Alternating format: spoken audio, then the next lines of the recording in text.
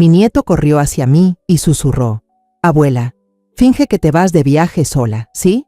Le pregunté por qué, y me dijo: «Vete y espera hasta la medianoche, verás todo».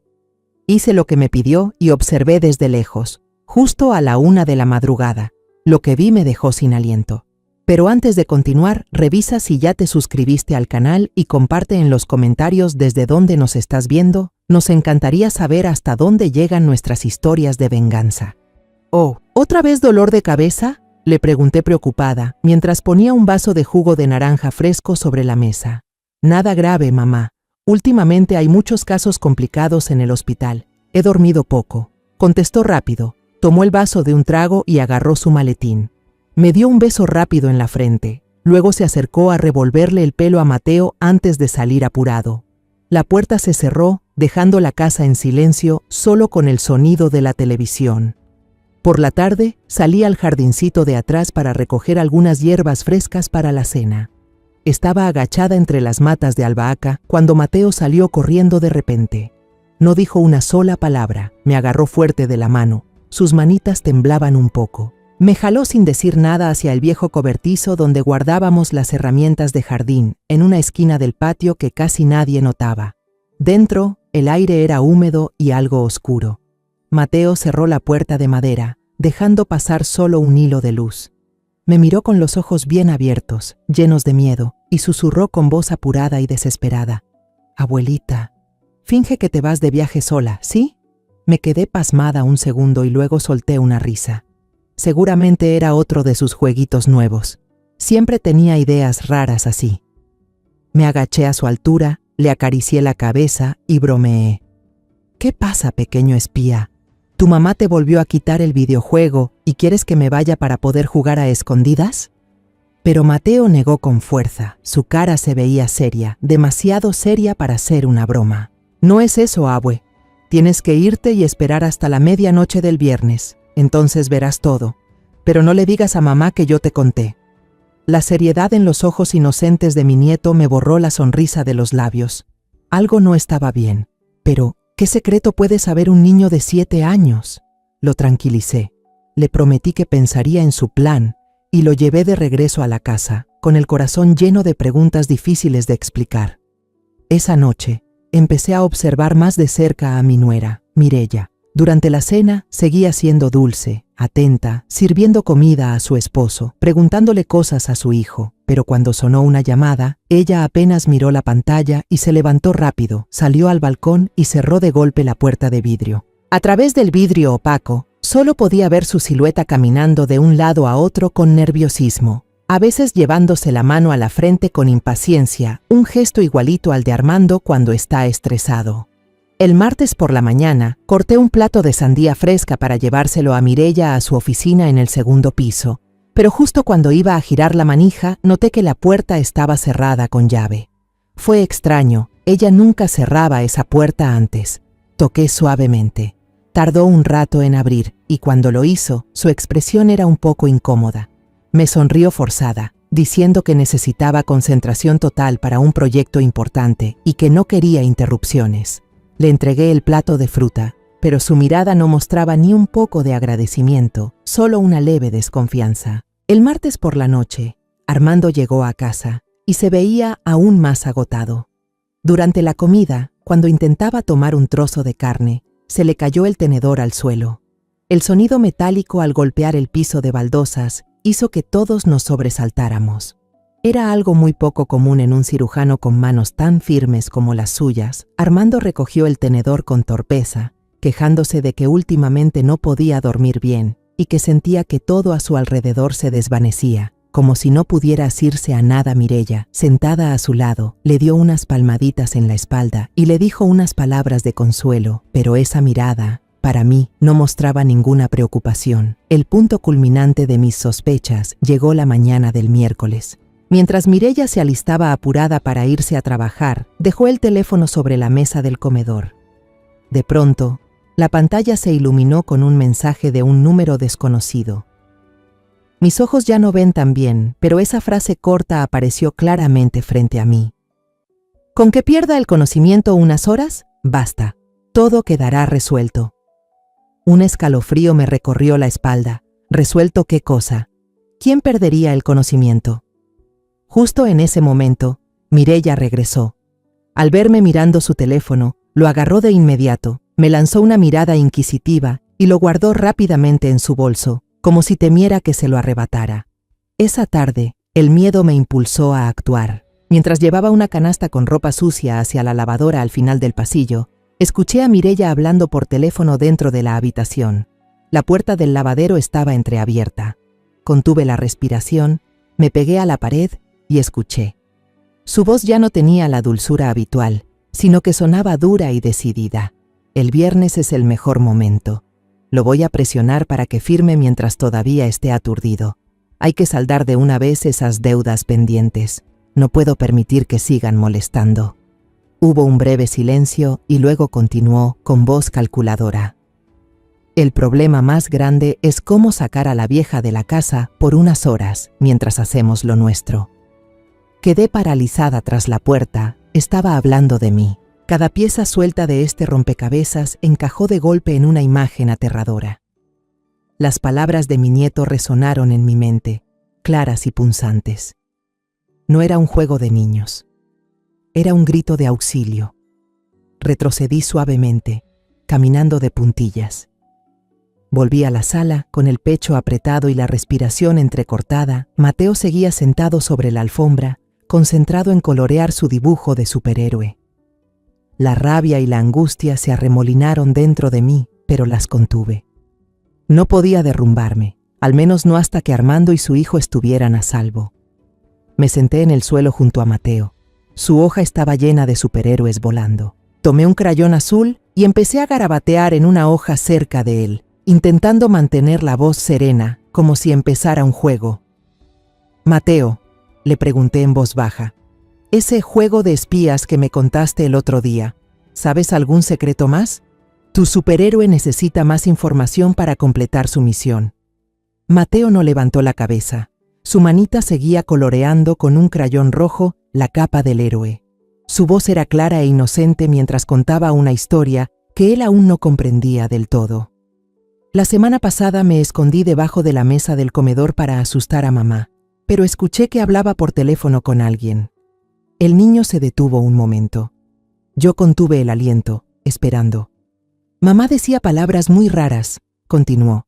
Escuché la dosis, y luego ponerla en el café de la mañana. También hablaba de cansancio prolongado y del viernes por la noche. Ah, y también dijo que invitaría al doctor cuando él esté más cansado. Sentí que el corazón se me oprimía. El café de la mañana era algo que Armando jamás se saltaba, y también era algo que Mireya siempre le preparaba con esmero. ¿Cómo sonaba la voz de mamá cuando decía eso, mi amor?, logré preguntar, con la garganta seca. Mateo levantó la cabeza y me miró con sus ojos transparentes y pensativos. La voz de mamá era bajita y fría, abuela. No sonaba como la voz de mamá. Ahora lo sabía con certeza. La advertencia de Mateo no era producto de una imaginación infantil. Era la verdad más cruda y aterradora. Aquella noche no pude dormir. La casa de siempre se volvió sofocante y espeluznante. Imaginaba a Mireya acostada junto a Armando, quizás sonriendo en sueños, soñando con su plan perfecto.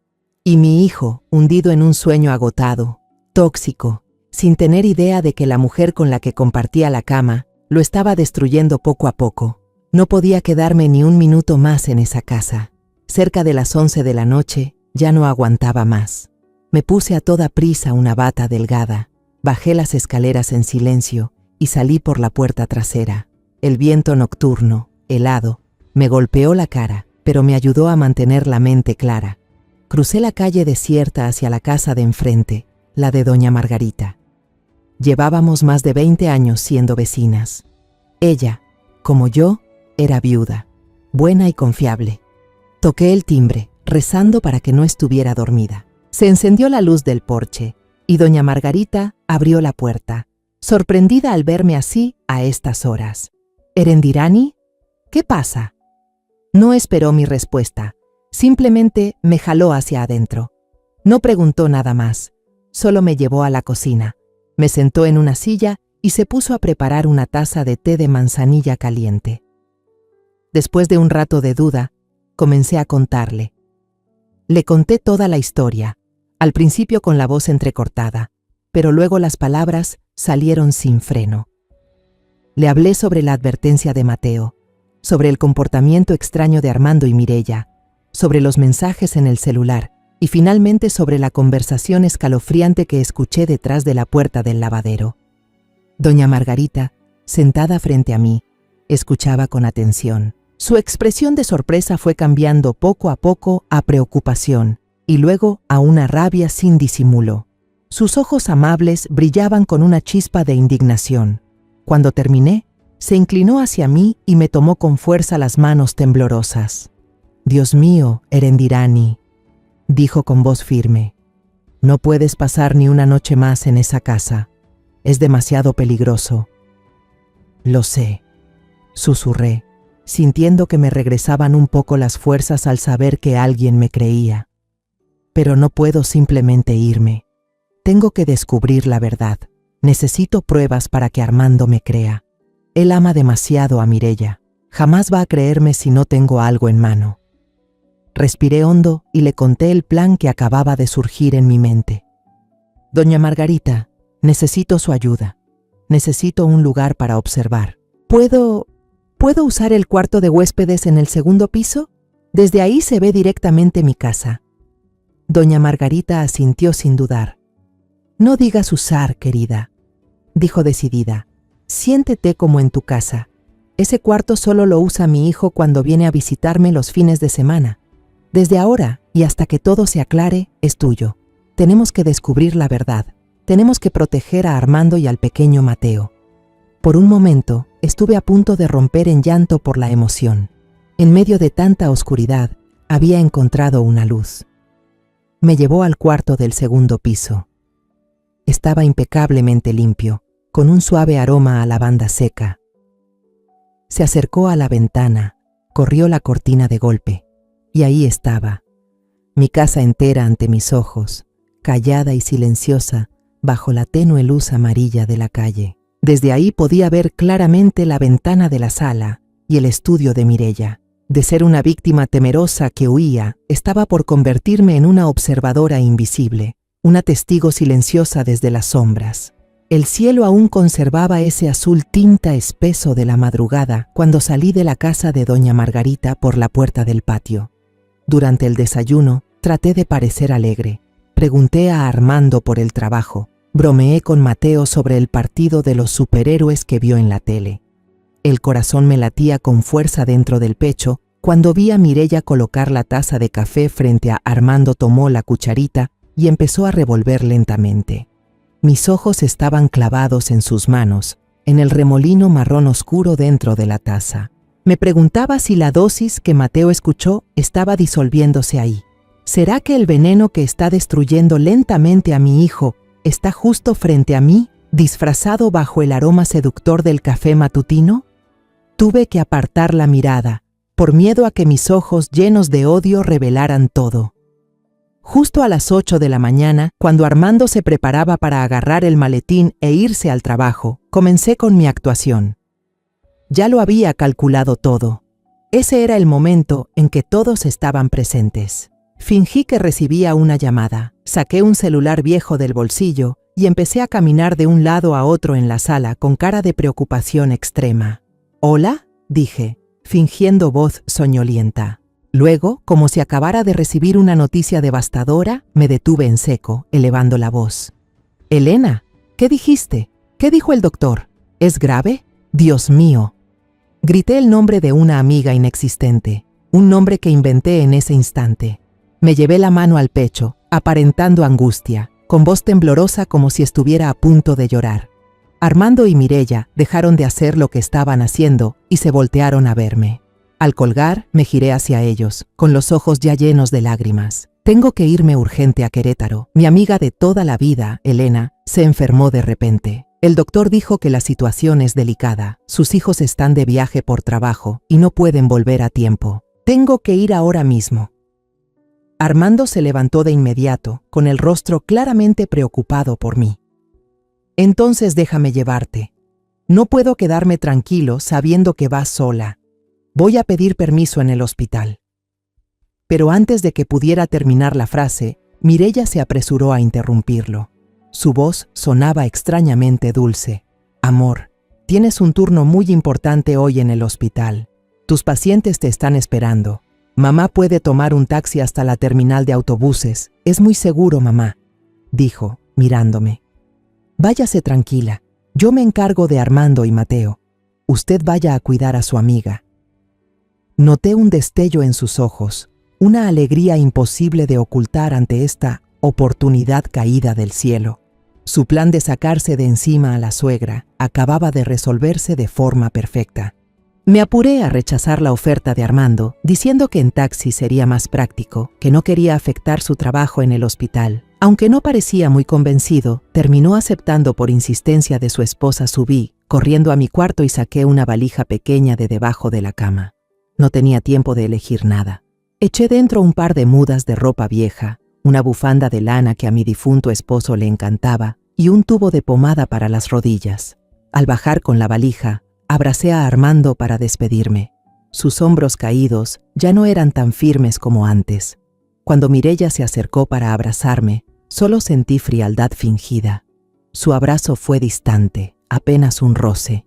Incluso me metió algo de dinero en la mano y dijo con voz empalagosa: «Tome, mamá, para sus gastos es un regalito mío. Cuídese mucho en el camino». A las 10 en punto llegó el taxi que había llamado por teléfono. Arrastré la valija hasta el auto y saludé con la mano a los que estaban en la puerta. Pedí al conductor que me llevara a la terminal central de autobuses, un destino lo suficientemente lejano como para no despertar sospechas. Mientras el auto arrancaba, miré por el retrovisor cómo mi casa se hacía cada vez más pequeña, hasta desaparecer tras una curva. Cuando llevábamos unos 10 minutos de trayecto y ya estábamos bastante lejos del barrio, fingí que recordaba algo de pronto y me golpeé la frente. ¡Ay no! ¡Qué cabeza la mía! Olvidé que tenía que pasar por la casa de una conocida cerca de aquí para recoger unas cosas secas. Por favor, señor, ¿podría dar la vuelta y llevarme a la calle X, cerca del parque I? Es rapidito. El chofer no sospechó nada. Dio la vuelta con gusto. Me llevó a una calle paralela, a una cuadra de la casa de doña Margarita. Bajé del coche, le pagué con una buena propina y me metí caminando en un callejón solitario. Me quedé quieta, escondida en un rincón, esperando hasta estar completamente segura de que el taxi ya se había ido. Solo entonces arrastré mi valija y rodeé la manzana para entrar por la parte trasera de la casa de doña Margarita. Ella ya me estaba esperando ahí, junto al pequeño portón de hierro cubierto de bugambilias. No dijo nada, solo abrió la puerta en silencio para dejarme pasar. La señora Margarita y yo cargamos juntas la pesada maleta hasta la habitación de invitados en el segundo piso. Ella comprendía perfectamente la tensión que me envolvía. No habló mucho, solo dejó sobre la mesa una tetera humeante de manzanilla, unas galletas de mantequilla y, lo más importante, unos binoculares militares antiguos que le había dejado su esposo. El recubrimiento de goma estaba gastado, frío en mis manos, pero las lentes aún eran muy nítidas. Durante todo ese eterno jueves, casi no me despegué de la ventana. Solo me atrevía a correr un poco la gruesa cortina, apenas lo suficiente para que un ojo pudiera mirar a través, temiendo que cualquier movimiento extraño alertara a la vieja zorra del otro lado de la calle. Mi casa, antes llena de risas, se presentaba ante mí como un teatro mudo. La vida en ese lado seguía desarrollándose con una normalidad aterradora. Por la tarde, bajo el sol dorado como miel que se extendía sobre el césped, vi a Mireya sacar a Mateo al jardín. Ella llevaba un vestido floreado, suave, regaba los rosales que yo misma había plantado. Jugaba, le acariciaba el cabello al niño, a veces le mostraba alguna flor que acababa de abrir. Si yo fuera una simple transeúnte, habría dicho que era la imagen perfecta de una madre y esposa ejemplar, dedicada y amorosa. Pero desde este ángulo de la verdad desnuda, lo único que veía era una máscara perfecta revestida de mentiras. Mientras más la observaba actuar como una esposa devota, más sentía que alguien restregaba sal en mi interior. El tiempo pasaba pesado, como si llevara plomo encima. El sol se ocultó, y la oscuridad empezó a tragarse la calle. Los faroles amarillentos se encendieron, proyectando sombras largas y desiguales sobre el asfalto. Cerca de las 10 de la noche, se encendió la luz del dormitorio de Armando. El corazón se me encogió. A través de los binoculares, vi a mi hijo salir de la habitación, ya vestido con su uniforme de médico, para ir al turno nocturno. Pero su andar, ¡ay, mi hijo! No caminaba con la firmeza de siempre. Se apoyaba contra la pared. Sus pasos eran tambaleantes, como un marinero mareado. Claramente, la dosis que había ingerido sin saber cada mañana seguía haciendo efecto.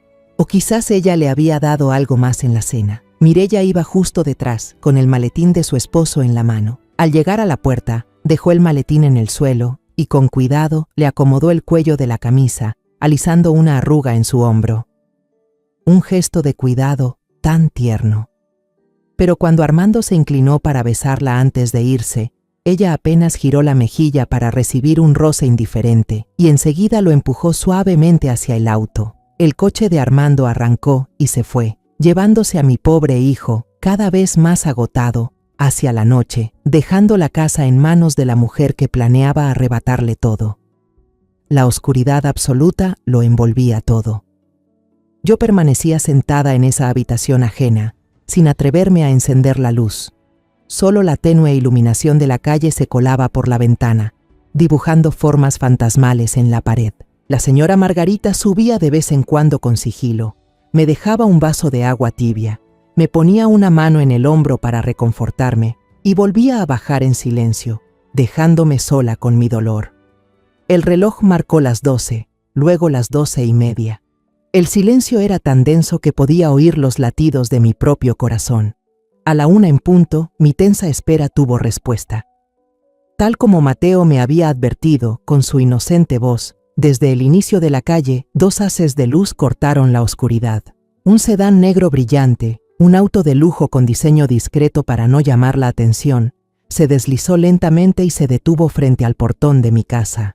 El motor, silencioso, se apagó de inmediato. Lo que me heló la sangre fue que la puerta de mi casa se abrió casi al mismo tiempo que el auto se detuvo. Incluso antes de que el conductor bajara, Mireya ya estaba allí, esperándolo, no sé desde cuándo. Ya no llevaba puesto el vestido floreado de la tarde, sino una bata de seda delgada color vino tinto que caía suelta sobre su cuerpo.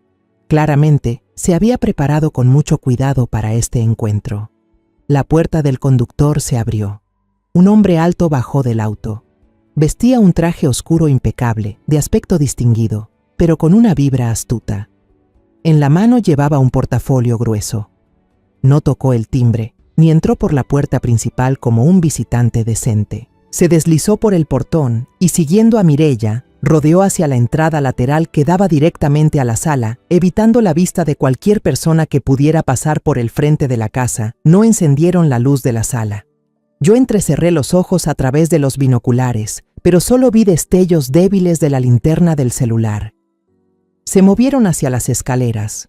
Un momento después, la luz cálida del cuarto de trabajo de Mireya, en el piso de arriba, se encendió. Era el mismo cuarto que ella había mantenido cerrado el día anterior.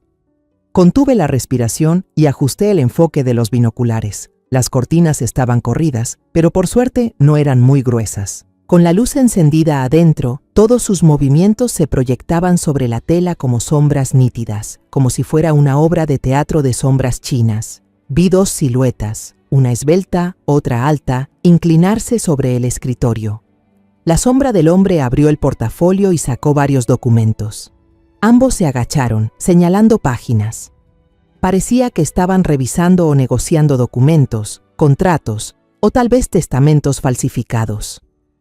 Con manos temblorosas, saqué mi celular, intentando sostener los binoculares con una mano y tomar fotos con la otra. Las imágenes saldrían borrosas por la falta de luz, pero necesitaba registrar cada instante. Sin embargo, la escena cambió de acto y me revolvió el estómago.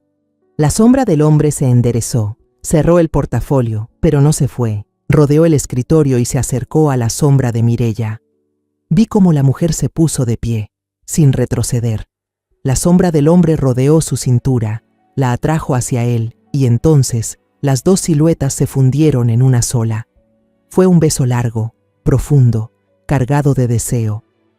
Tuve que soltar los binoculares y taparme la boca para contener el sollozo que me subía por la garganta. La náusea me invadió con fuerza. Esto no era solo un complot para robar. Era una traición vil. En la misma casa que mi hijo construyó con tanto esfuerzo, en la misma habitación donde solía sentarse a leer, su esposa se entregaba a un extraño. A través de los binoculares, vi la silueta del hombre levantando a Mireya en brazos. Ella le rodeó la cintura con las piernas. Se alejaron del escritorio, rumbo al rincón de la habitación donde había un sofá largo. La luz seguía encendida, proyectando sus sombras temblorosas en el techo durante unos segundos antes de desaparecer de mi campo de visión.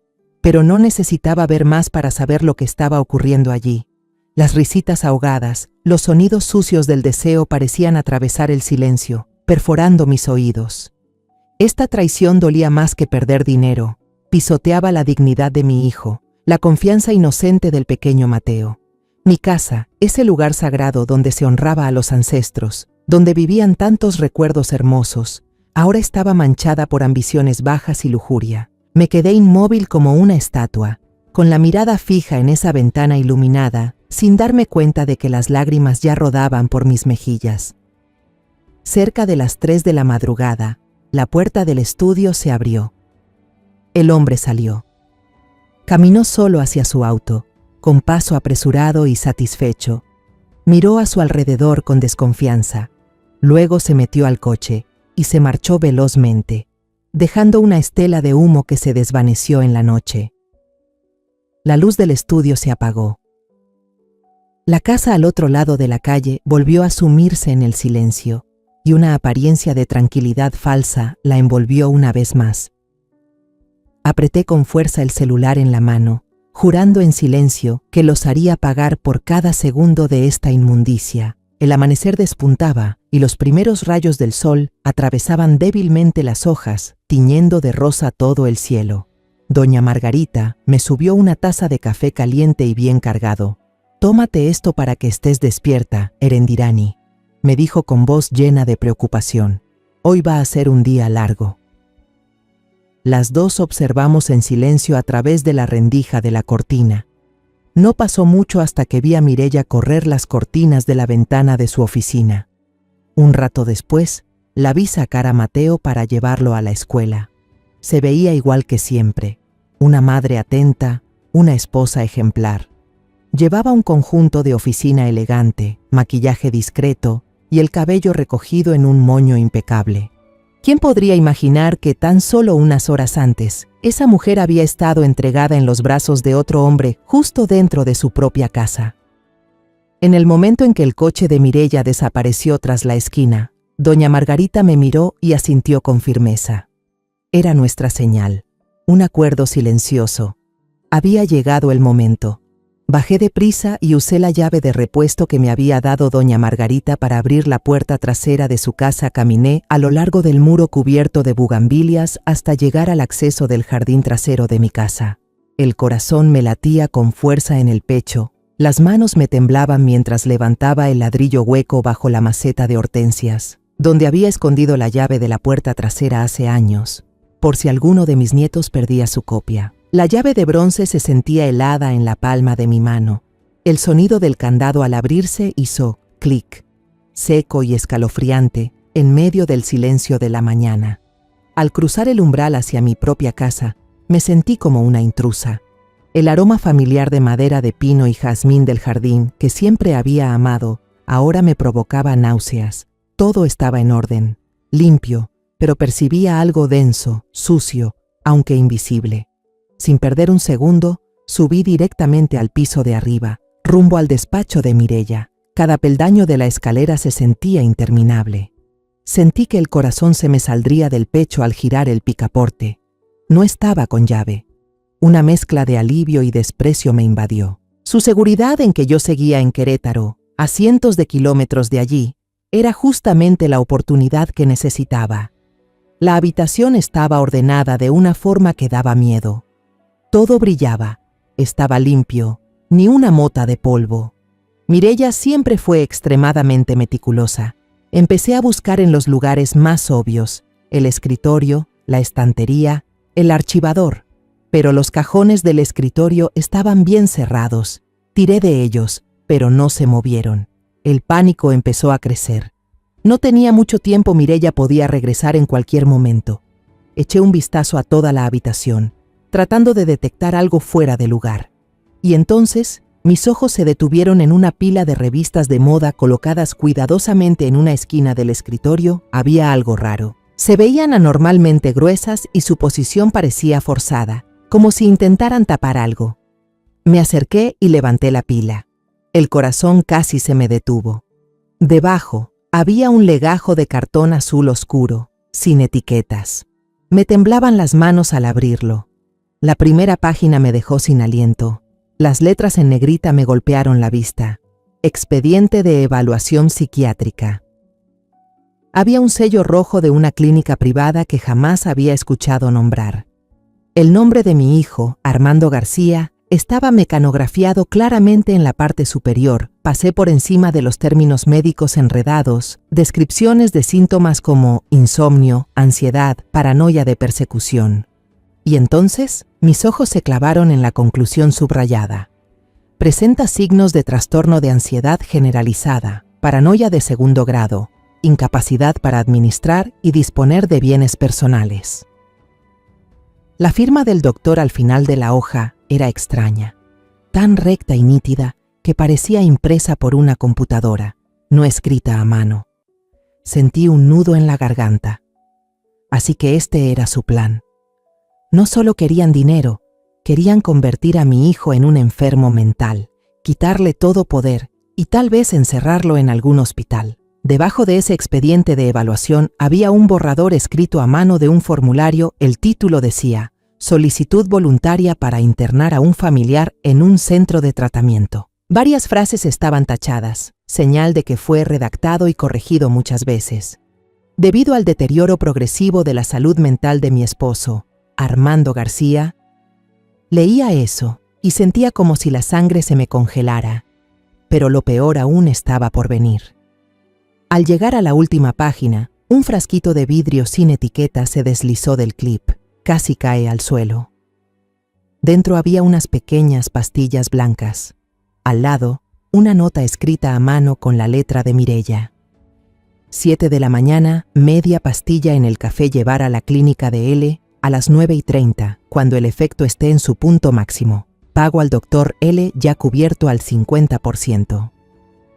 Tuve que sostenerme del borde de la mesa para no desmayarme. Ahí estaba, la prueba irrefutable. La explicación para el cansancio de Armando, sus dolores de cabeza, su falta de concentración. Todo estaba ahí, en ese frasco minúsculo y en esa nota despiadada. Ya no había tiempo para el miedo. Saqué el celular a toda prisa, tratando de que no me temblaran las manos, y tomé fotos de cada página del expediente, primeros planos del sello, las firmas, el frasco y la nota. Cada foto era como un cuchillo directo al corazón, pero también era una bala cargada en el arma de mi justicia.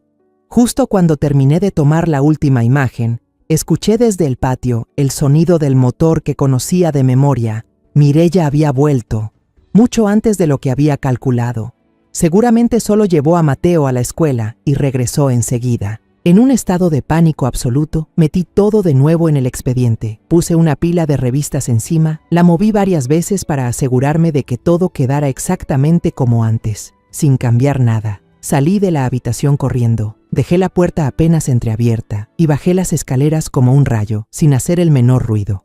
Justo logré escabullirme por la puerta trasera y cerrarla de golpe cuando escuché las llaves girar en la cerradura principal. Ya no podía cruzar el patio de Doña Margarita. En un segundo, me escondí detrás del rosal espeso que yo misma había cultivado durante tantos años, conteniendo la respiración, rogando que no mirara por la ventana de la cocina. Las espinas me arañaban la piel, pero ni me atrevía a moverme. Escuché los tacones de Mireya resonando sobre el suelo. Luego el ruido del refrigerador al abrirse para sacar agua. Sentía que el corazón me iba a estallar. Bastaba con que mirara al jardín, y todo se habría acabado. Pasaron casi 15 minutos hasta que vi su silueta cruzar la ventana del piso de arriba, rumbo a la habitación. Solo entonces me atreví a exhalar suavemente. Fue recién en ese momento que me incorporé.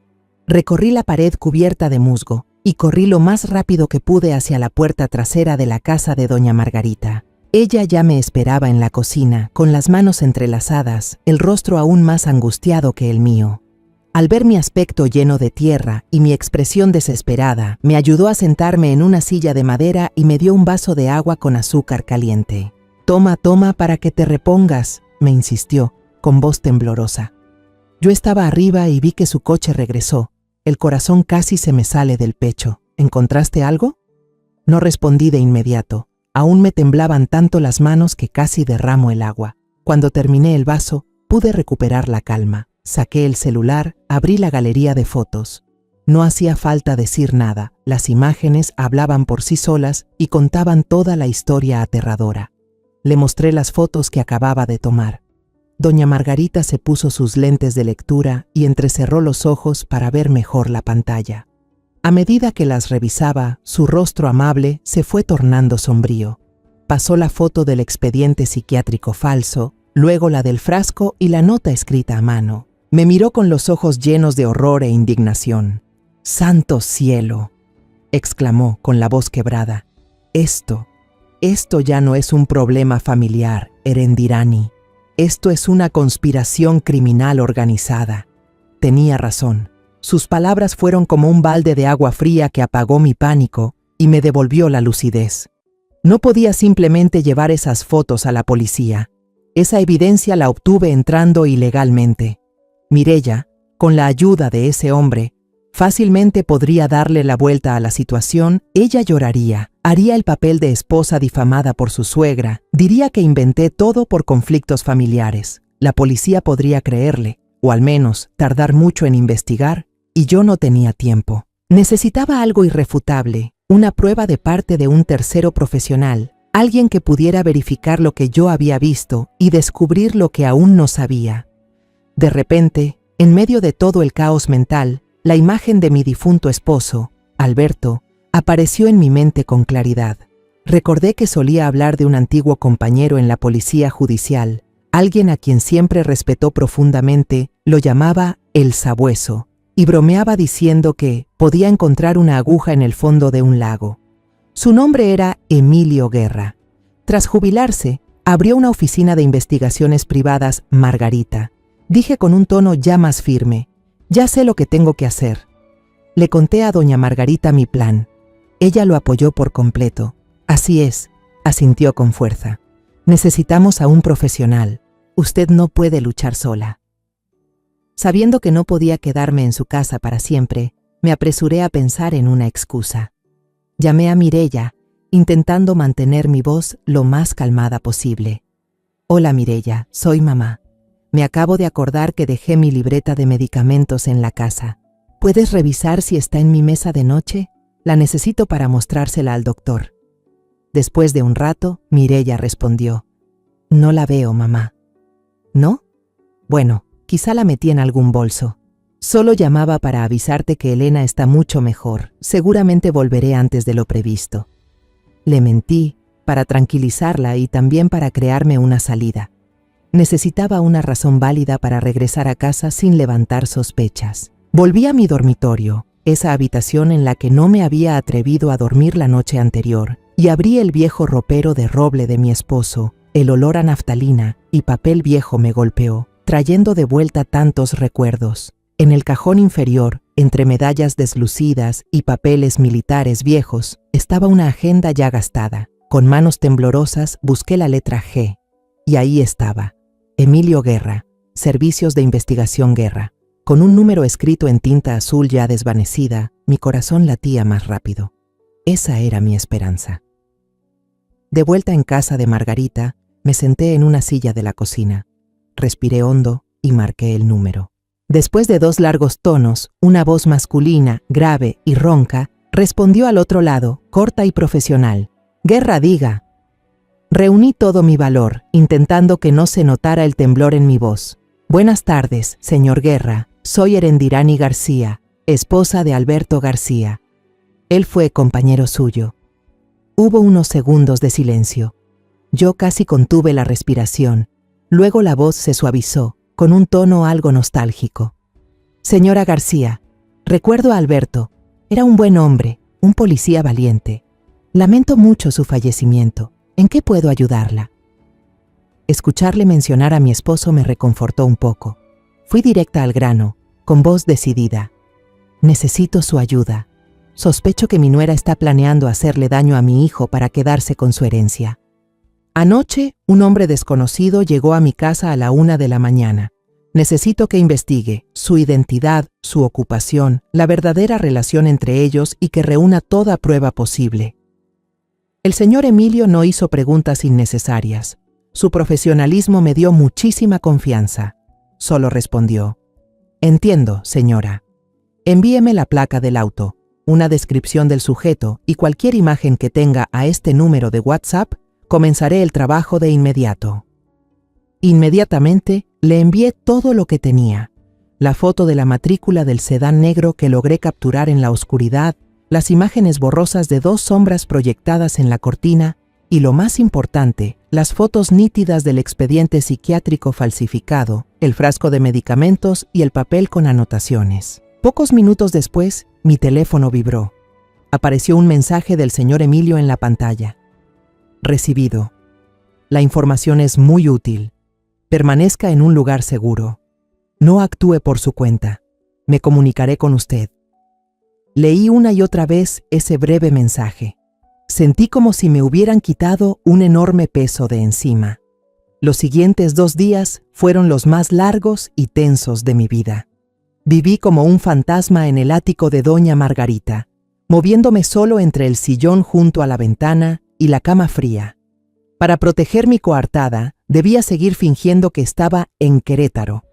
Todas las noches llamaba a casa. Las llamadas con Armando eran las más dolorosas. La voz de mi hijo sonaba débil y lejana, como si viniera desde un lugar muy distante. Seguía preguntando por la salud de doña Elena y yo tenía que apretar los dientes para inventar historias sobre la enfermedad de una persona que no existía. Le hablaba de fiebres, de análisis, mientras por dentro me moría de preocupación por mi propio hijo, que estaba siendo envenenado día tras día. Cada mentira que salía de mi boca era como una puñalada directa al corazón. Las llamadas con Mateo eran otra forma de tortura. El niño no se atrevía a hablar mucho, temiendo que su madre lo oyera. Solo susurraba al teléfono con voz esperanzada: «Abuelita, ¿mi superhéroe está peleando bien?». Entendí que hablaba de mí, de la batalla que sin querer había iniciado. Tuve que contener las lágrimas que pugnaban por salir y responder con un tono alegre forzado: «El superhéroe está muy fuerte, hijo, muy fuerte, ya casi gana». Tenía que creerlo, por Mateo, por Armando y por mí misma. Desde mi puesto de observación secreto, veía que Mireya se mostraba cada vez más relajada y feliz. Sin mí en casa, parecía haberse quitado un gran peso de encima. Compraba por internet sin parar. Los repartidores llegaban constantemente con cajas grandes y pequeñas. Ropa, cosméticos, artículos de decoración. Estaba despilfarrando el dinero que mi hijo ganaba con tanto esfuerzo, mientras planeaba quedarse con todo. A veces salía al jardín y cortaba las rosas más hermosas para ponerlas en jarrones, tarareando una melodía alegre. Su tranquilidad y disfrute me repugnaban hasta lo más profundo. La tarde del sábado, justo cuando estaba a punto de perder la paciencia y pensaba en llamar a Emilio, mi teléfono vibró. Apareció un número desconocido en la pantalla. El corazón me dio un vuelco. Sabía que era él. Para que doña Margarita no oyera el temblor en mi voz, corrí al baño y cerré la puerta con fuerza. «¿Hola?», dije, intentando controlar la respiración.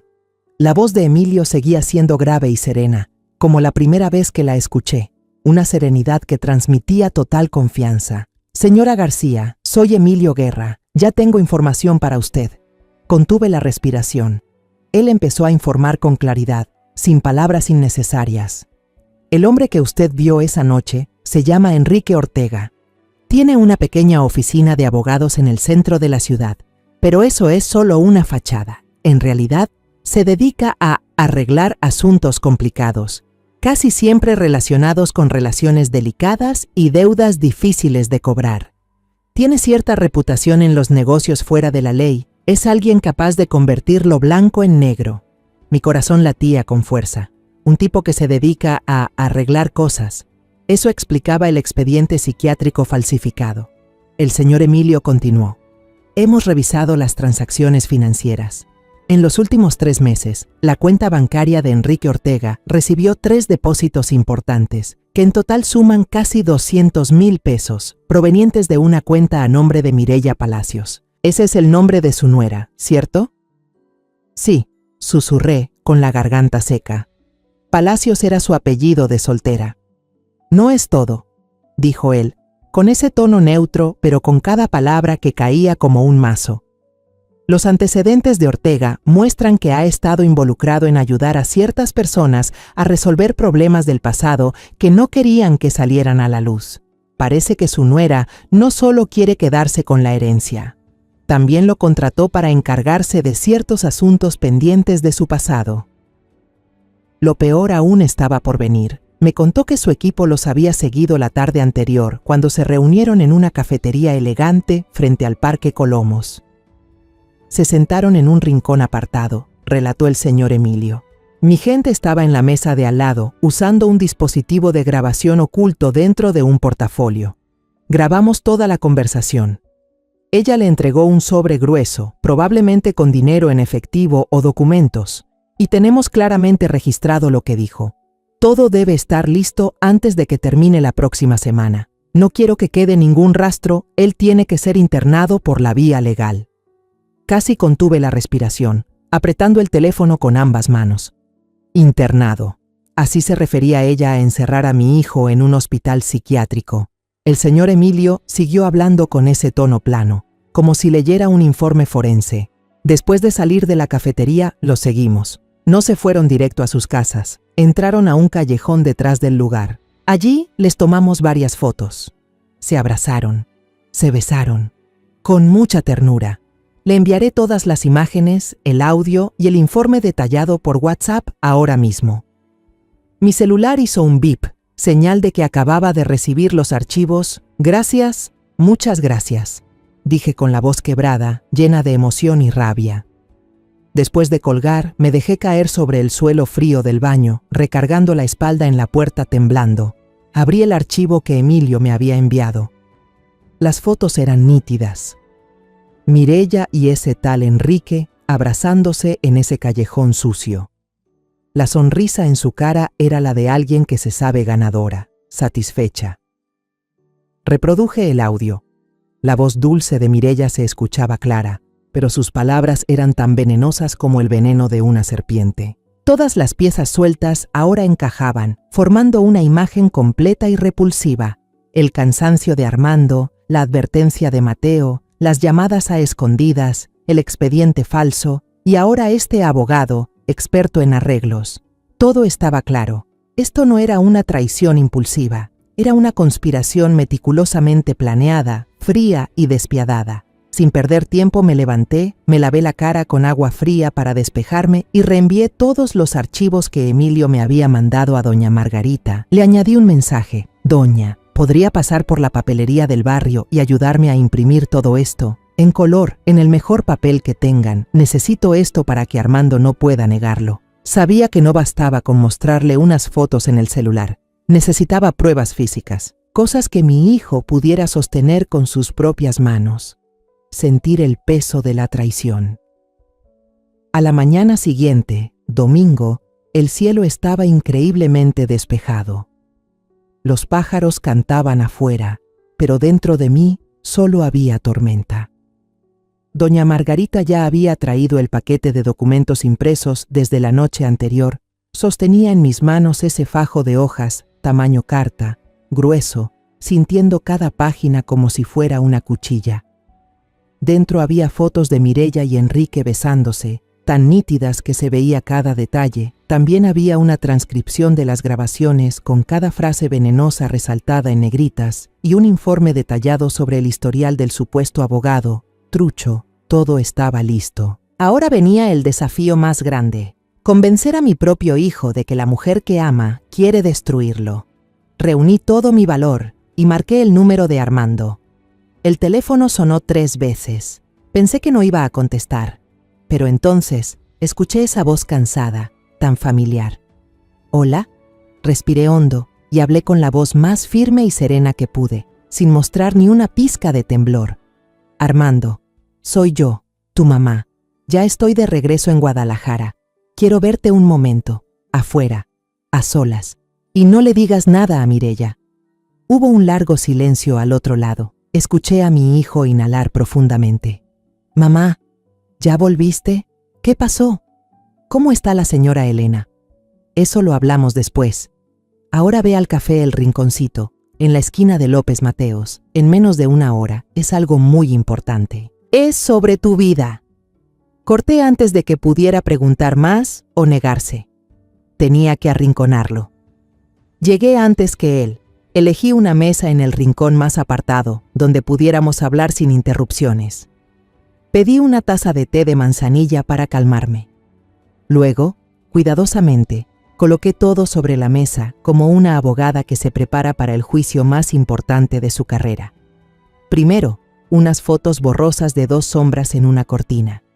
Luego, imágenes nítidas del expediente psiquiátrico falso. Y por último, en la parte superior, las pruebas afiladas como navajas del detective Emilio. Cuando Armando entró, casi no reconocí a mi hijo. Habían pasado apenas unos días y parecía que había envejecido 10 años. Estaba demacrado, los ojos hundidos con ojeras oscuras. Caminaba despacio, sin energía.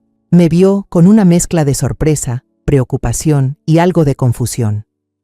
Se sentó frente a mí, pero antes de que dijera una palabra, le empujé el fajo de documentos. Mi voz fue fría, sin emoción. «Míralo, míralo todo. Después te cuento».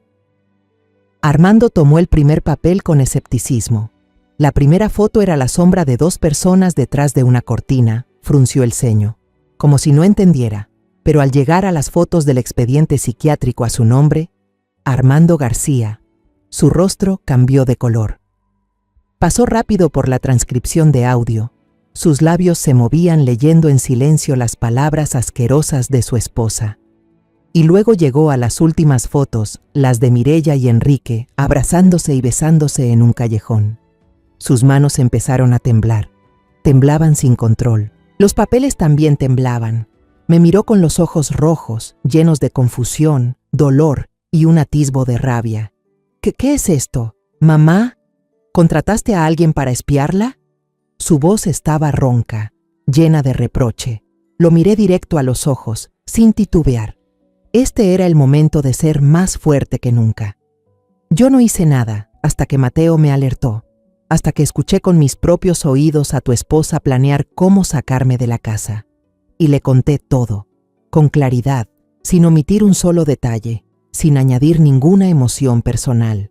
Solo dije la verdad. Le conté del susurro tembloroso de Mateo en el almacén, de las señales raras en su salud, de la llamada telefónica en el cuarto de lavado, del teatro en Querétaro, de la noche que pasé en vela en casa de doña Margarita espiando, y del instante espeluznante cuando encontré el expediente mortal en el despacho de Mireya. Le conté todo, como una testigo declarando ante un juez. Armando se quedó paralizado, con el rostro pálido como una hoja. Ya no miraba los papeles, ni a mí. Su mirada estaba perdida, vacía. Él negó con la cabeza, al principio suavemente, pero luego con más fuerza, como si quisiera ahuyentar una pesadilla. Murmuraba, con una voz apenas audible: «No puede ser, no puede ser. Mireya no haría eso. Ella me ama. Seguro que hay un error. Esto es un montaje». Yo lo sabía que esto iba a pasar. El instinto de un esposo, de un hombre que ama profundamente a su esposa, no le permite aceptar esta cruda verdad. Su corazón grita por proteger la imagen de la mujer que eligió como compañera de vida. Exhalé lentamente. Me incliné hacia adelante y coloqué mi mano sobre las suyas, que temblaban.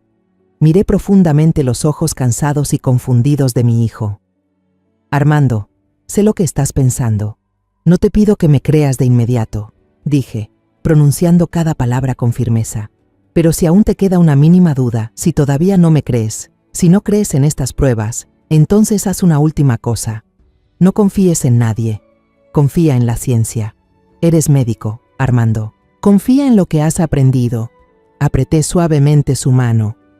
Hazte un chequeo. Ve a un lugar en el que confíes. Hazte un análisis de sangre, un examen toxicológico. Ahora mismo. Deja que la ciencia te dé la respuesta final.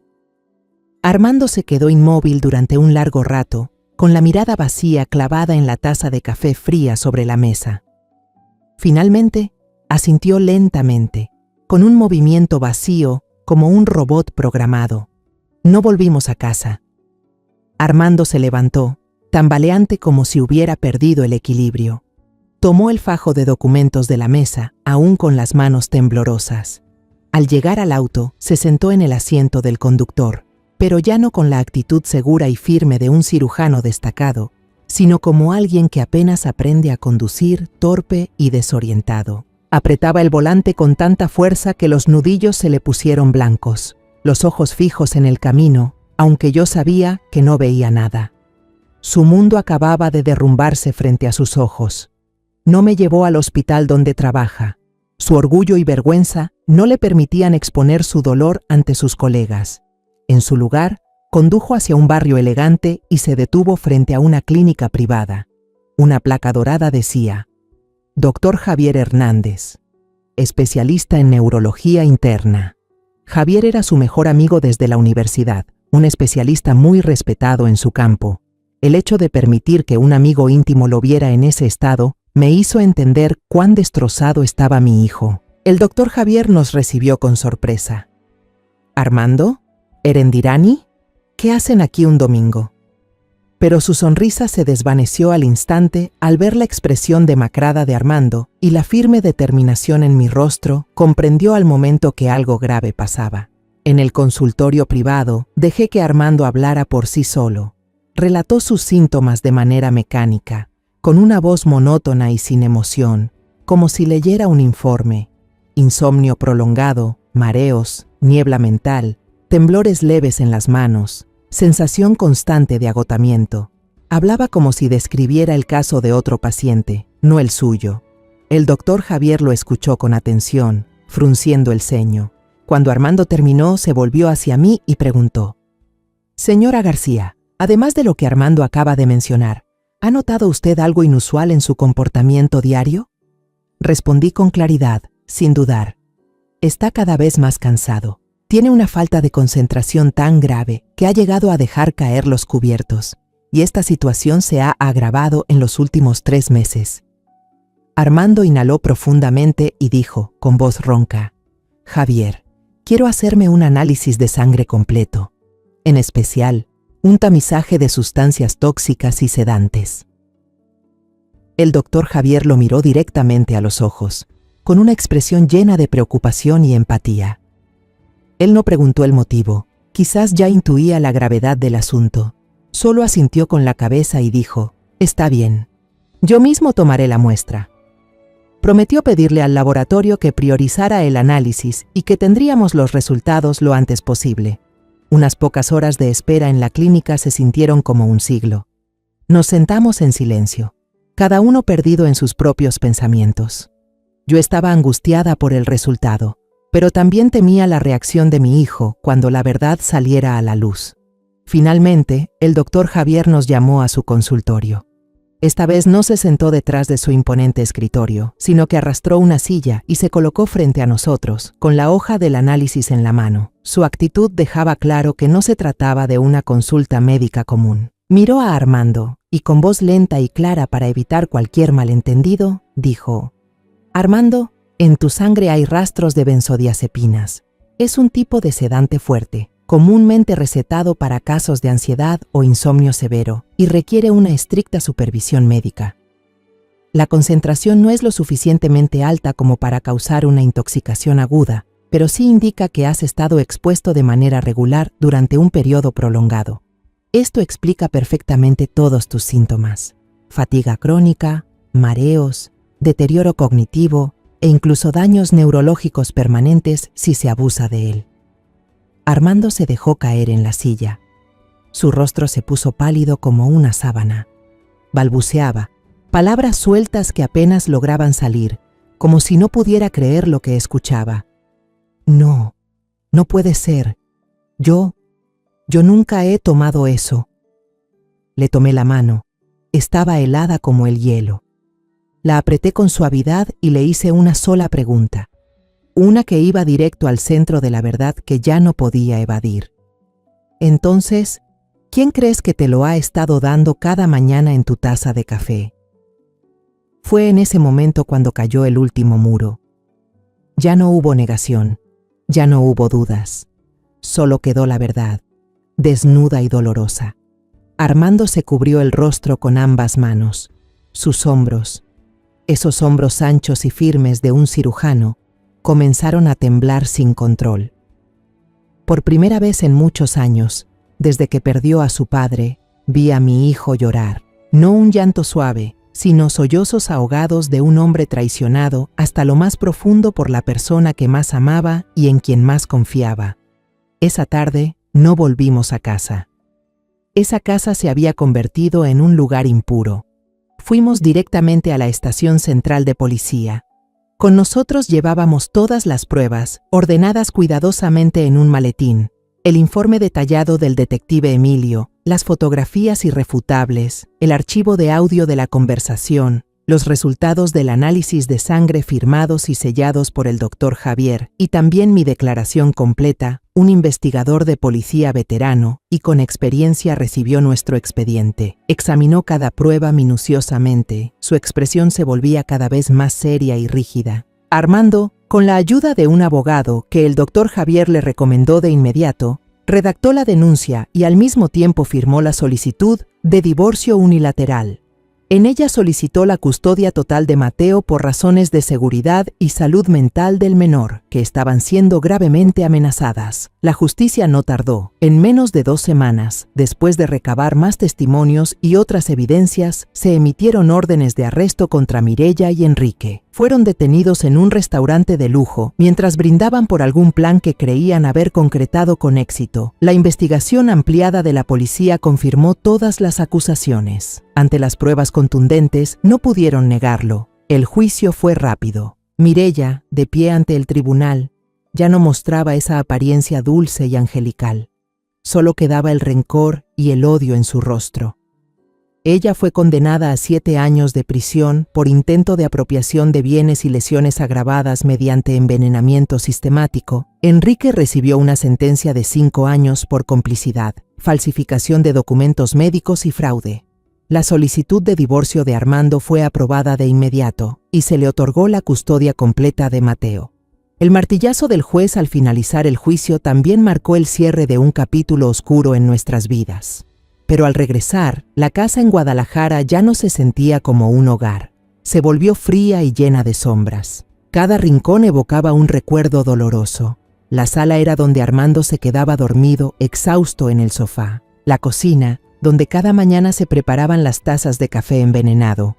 Y el estudio de arriba, ese lugar se convirtió en una mancha imborrable.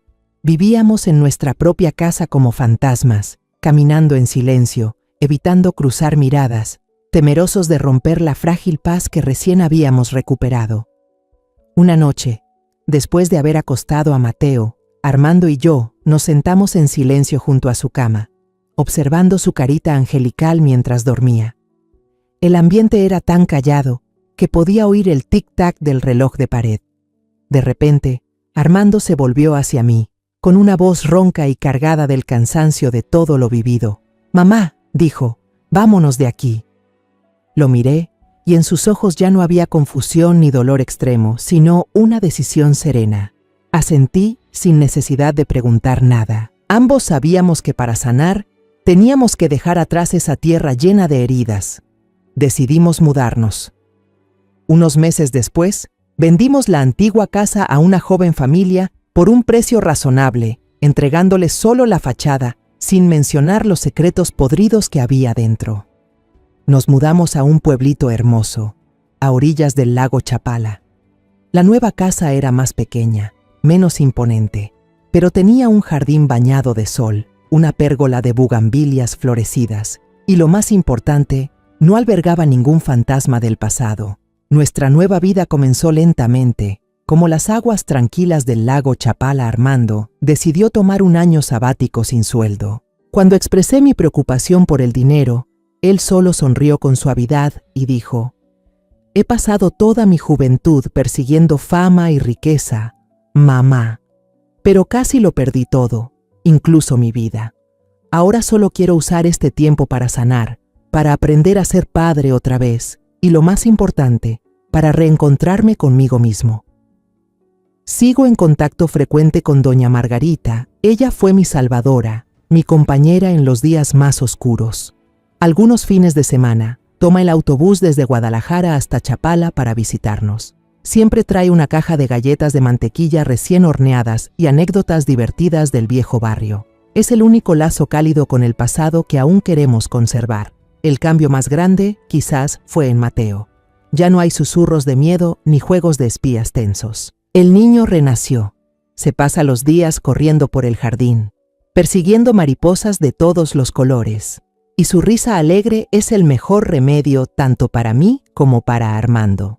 Nunca volvió a preguntar por su madre, como si su mente inocente hubiese borrado por sí sola ese recuerdo doloroso para protegerse. Armando comenzó a asistir a sesiones de terapia semanal, pero yo sé que su mejor medicina es Mateo. Dedica casi todo su tiempo a su hijo. A menudo los veo a los dos pescando en el lago, sentados durante horas con paciencia, aunque casi nunca pesquen nada. Los veía concentrados, armando juntos esos modelos de avión tan complicados, o simplemente acostados sobre el pasto del jardín, leyéndose en voz alta historias de aventuras fascinantes. Poco a poco, volví a ver una sonrisa verdadera en el rostro de mi hijo, ya no forzada, ya no cargada de tristeza. Para mantenerme ocupada y recuperar la alegría, convertí el viejo almacén al fondo del jardín en un pequeño taller de pintura. Compré algunos caballetes, acuarelas y hojas de papel completamente blancas. Organicé una clase de dibujo gratuita para algunos niños del vecindario. Cada sábado por la tarde quería darles un espacio creativo, un lugar donde pudieran pintar mundos llenos de color, como una forma de compensar los días oscuros que mi nieto tuvo que atravesar. Mi clase de pintura pronto se convirtió en el corazón de la casa. Cada sábado por la tarde, el jardín se llenaba de risas y voces de niños. Mateo coloreaba con entusiasmo junto a sus amiguitos, con la cara manchada de todos los colores. Armando, en vez de ser el renombrado cirujano de manos prodigiosas, ahora disfrutaba siendo el asistente de su madre. Me ayudaba a mezclar los colores, a lavar los pinceles, y de vez en cuando se animaba a pintar torpemente un par de cuadros abstractos con los niños, haciéndolos reír a carcajadas. Una tarde soleada, cuando el sol comenzaba a esconderse hacia el oeste y bañaba de dorado la laguna de Chapala, yo estaba parada observando a los niños pintar con entusiasmo. Armando se acercó en silencio y apoyó una mano sobre mi hombro. Juntos miramos a Mateo, que reía feliz mientras mostraba a sus amigos su dibujo de un superhéroe recién terminado. Me apretó suavemente el hombro, con una voz cálida y tranquila. Dijo: «Gracias, mamá. Gracias por todo». Una frase corta, pero que lo decía todo. Gracias por no rendirse, gracias por luchar, gracias por devolverle la vida. Sonreí. Le di unas palmaditas en la mano. Bajo la luz cálida del sol de Chapala, entre las risas cristalinas de los niños, supe que la tormenta finalmente había pasado. Las semillas de una nueva vida estaban brotando, y la paz había vuelto a florecer en nuestro pequeño jardín. Al final, después de todo, entendí que ser madre no es solo dar a luz y criar, sino también ser esa protectora silenciosa en la sombra, la que se levanta cuando todo se derrumba, la que se atreve a enfrentar al mal, incluso cuando se disfraza con una cara amable dentro de la propia familia. Yo pensaba que la vejez era para descansar, para disfrutar, pero no. Si yo no hablaba, si no actuaba, mi hijo habría perdido su carrera y su vida, y mi nieto habría crecido en medio de mentiras. La lección más grande que aprendí, y que quiero compartir con todos los que escuchan esta historia, es: confíen en su intuición, no guarden silencio ante lo incorrecto, y a veces es el amor, cuando es suficientemente fuerte y claro, el arma más poderosa para desenmascarar el mal. Aunque sea tarde, La justicia siempre puede encontrarse, mientras no nos rindamos. Los nombres y lugares de esta historia han sido modificados para proteger la identidad de los involucrados. No contamos esto para juzgar, sino con la esperanza de que alguien escuche y se detenga a reflexionar. ¿Cuántas madres están sufriendo en silencio dentro de su propio hogar? De verdad me lo pregunto. Si tú estuvieras en mi lugar, ¿qué harías? ¿Guardarías silencio para mantener la paz o te atreverías a enfrentarlo todo por recuperar tu voz? Quiero conocer tu opinión, porque cada historia puede convertirse en una vela que ilumine el camino de otros. Dios siempre bendice, y yo estoy segura de que la valentía nos llevará a días mejores. En este momento, en la pantalla final, te dejaré 2 de las historias más queridas del canal. Estoy segura de que te sorprenderán. Gracias por haberte quedado conmigo hasta este preciso instante.